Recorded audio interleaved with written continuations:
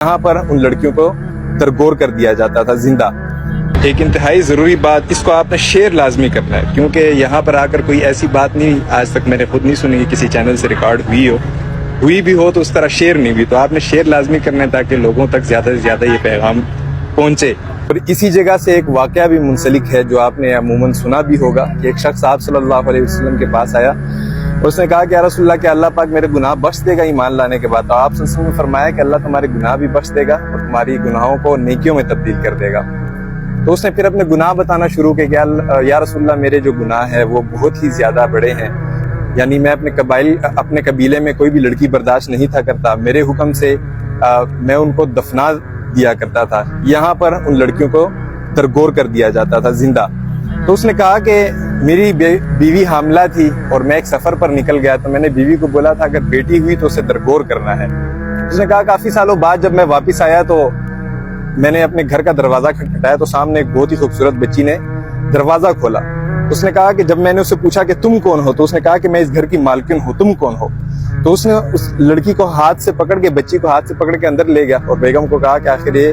جو لڑکی ہے یہ کون ہے؟ تو اس کی بیگم نے کہا کہ یہ تمہاری بیٹی ہے، خدا را اس پہ رحم کرنا، اس کو زندہ درگور مت کرنا، یہ کتنی خوبصورت ہے، کتنا پیار اور محبت کرتی ہے تم سے۔ وہ خود کہتا ہے کہ جب میں گھر میں داخل ہوا تو اس نے مجھے پانی پیش کیا، وہ میرے پیروں سے لپٹی، اس نے مجھے بوسے دیے، اس نے مجھے پیار کیا۔ اس نے کہا مجھے ذرا بھی رحم نہ آیا اس پہ۔ اس نے کہا کہ میں نے اسے ہاتھ سے پکڑا اور اس کو میں نے روانہ کر دیا۔ کس مقام کی جانب؟ اس مقام کی جانب وہ اپنی بیٹی کو لے کر روانہ ہو گیا، اور اس کی بیٹی بھی اس کے ساتھ روانہ تھی خوشی خوشی۔ وہ پورے راستے اپنے والد سے پوچھتی رہی کہ والد صاحب آپ مجھے کہاں لے کر جا رہے ہیں؟ کیا آپ مجھے گھمانے لے کر جا رہے ہیں؟ کیا آپ مجھے بازار لے کر جا رہے ہیں؟ کیا آپ مجھے میلے میں لے کر جا رہے ہیں؟ وہ سارے راستے اپنے باپ سے خوشی خوشی اور میٹھی میٹھی باتیں کرتی رہی، پیار بھری باتیں کرتی رہی، لیکن اس کے دل میں ذرا سا بھی رحم نہیں آیا۔ آخرکار وہ اپنی بیٹی کو لے کر اس مقام پر پہنچ گیا۔ اب جیسے جیسے وہ میرے رسول اللہ صلی اللہ علیہ وسلم کو یہ قصہ سنا رہا تھا، رسول اللہ صلی اللہ علیہ وسلم روتے گئے۔ اس نے بتایا کہ جب میں اپنی بیٹی کو لے کر گیا اس مقام پر، تو اس نے کہا کہ میری بیٹی میرے ساتھ یہاں پر جب میں قبر کھودنے لگا اس کے لیے، تو کہتا ہے کہ میری بیٹی میرے ساتھ مدد کرنے لگی، وہ میرا ہاتھ بٹانے لگی، اور جیسے جیسے مجھے کھدائی کرتے ہوئے مجھے پسینہ آتا تھا تو میرا پسینہ پوچھتی تھی، اور اگر مجھ سے بار بار پوچھتی تھی بابا آپ کو پیاس تو نہیں لگی، میں آپ کے لیے پانی لاؤں، بابا آپ یہ کیوں کھود رہے ہیں، بابا آپ مجھے بتائیں نا کہ آپ یہ کیوں کھود رہے ہیں۔ اور ساتھ ساتھ میں اس کی بیٹی اسے ہیلپ آؤٹ کر رہی کہ میرے بابا کہیں تھک نہ جائے۔ اس نے کہا کہ میری بیٹی نے آخر تک میرے ساتھ ہیلپ کی وہی قبر کھودنے میں، اور آخر کار اس نے کہا کہ جب میں نے قبر کو کھود لیا اور قبر کی کھدائی مکمل ہو گئی، تو میں نے اپنی بیٹی کو ہاتھ سے پکڑا اور اس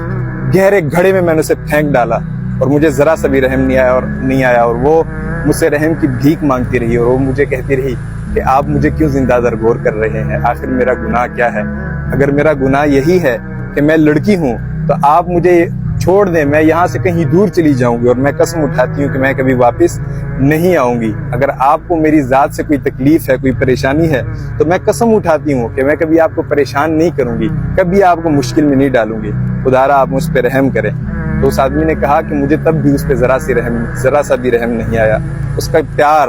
اس کی ذہانت پہ، اس کی معصومیت پہ ذرا سا بھی مجھے رحم نہیں آیا، اور میں نے اسے زندہ درگور کر دیا۔ یہ ویڈیو اسپیشلی میرا جسم میری مرضی والوں کے لیے ہے کہ یہ رسول اللہ صلی اللہ علیہ وسلم کا احسان ہے کہ پہلے لڑکیوں کو زندہ درگور کر دیا جاتا تھا، کوئی اوقات نہیں تھی، عورت کو عورت کی نظر سے نہیں تھا دیکھا جاتا، لیکن جب آپ صلی اللہ علیہ وسلم اس دنیا میں تشریف لائے، مکے میں آپ صلی اللہ علیہ وسلم تشریف لائے، تو وہی عورت ہے جس کو آپ صلی اللہ علیہ وسلم نے ماں کا درجہ دیا، وہی عورت ہے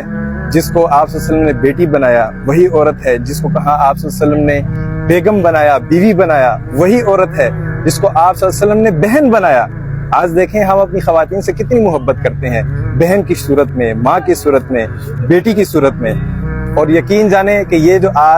جو لوگ کہہ رہے ہیں کہ میرا جسم میری مرضی، ان کو شرم آنی چاہیے کہ کتنی بڑی ہستی رسول اللہ صلی اللہ علیہ وسلم عورت پہ کتنا بڑا احسان کر گئے ہیں کہ آپ صلی اللہ علیہ وسلم نے عورت کو ان کی عزت واپس کی، ان کی ناموس واپس کی، ان کا احترام واپس کیا۔ لیکن یقین جانیں کہ آج لوگ باہر اٹھ کے کہہ رہے ہیں کہ جی ہمیں اسلام سے آزادی چاہیے۔ جب آپ کو اسلام سے آزادی ملے گی تو آپ کو زندہ درگور کر دیا جائے گا۔ اور یہ رسول اللہ صلی اللہ علیہ وسلم کی شان آپ یہ بھی دیکھیں کہ جب رسول اللہ صلی اللہ علیہ وسلم کی پیدائش ہوئی تو اس دن سب کے سب، کہیں پہ لڑکی کی پیدائش نہیں ہوئی، ہر جگہ لڑکے کی پیدائش ہوئی، یعنی جس دن آپ صلی اللہ علیہ وسلم پیدا ہوئے اس دن کسی لڑکی کے اوپر، کسی خاتون کے اوپر ظلم نہ ہو، اسی لیے اس دن اللہ پاک نے ہر گھر میں بیٹے کی پیدائش فرمائی۔ اور یہ جو میرا جسم میری مرضی والے ہیں، ان کے لیے آخر میں یہی پیغام دوں گا کہ محمد کا در چھوڑ کر جانے والوں، ہوا نہ گزارا تو پھر کیا کرو گے،